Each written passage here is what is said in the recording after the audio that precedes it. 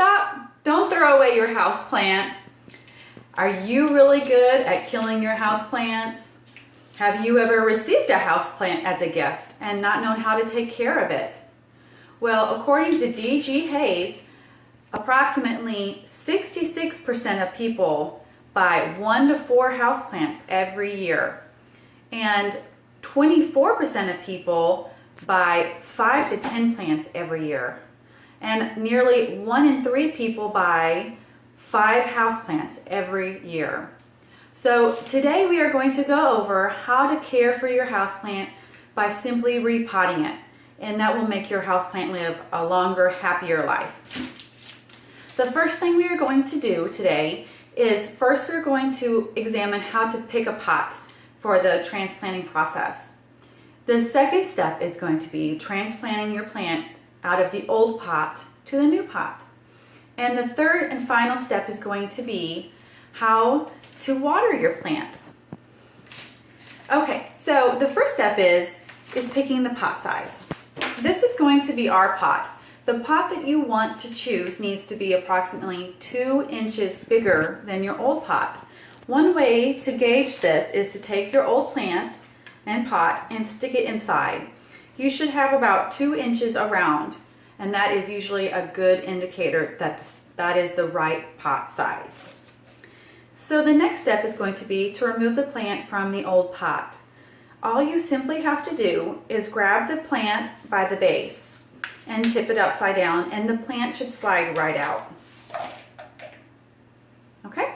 And the next step is you want to open up the root base just a little bit. Sometimes the roots can be bound up by being in a pot that is too small. So you would just simply pull the base of the plant apart a little bit. The next step is you want to take some dirt and fill the bottom of the new pot. You want to get it to it's not quite halfway, just depending on your plant size. You want to get enough dirt in there so that the plant will be level with the top part of your pot. Then you would place your plant in the pot, and then you're going to get the remainder dirt and you're going to fill the sides up. So once you get the dirt in around the sides of the plant, you're going to press down gently and make sure the plant is nice and supported by the dirt, and then it's in there nice and firmly. Okay, so now we have our plant in our pot. The next step is going to be to water our plant. Now, one good way to monitor if you need to water your plant or not is to touch the soil.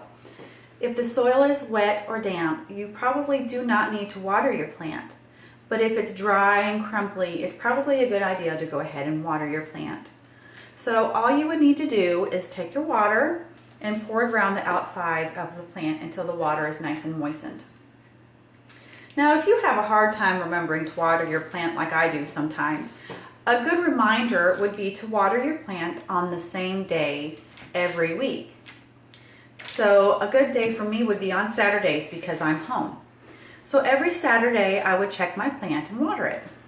And about once a month I would add a fertilizer to my water to help give it the extra nutrients it needs that it's not getting from the soil. And so that's it. So today we went over how to save your houseplant by first finding a pot the correct size. Then we found how to properly transplant our plant from the old pot to the new pot. And then lastly, we learned how to water our plant.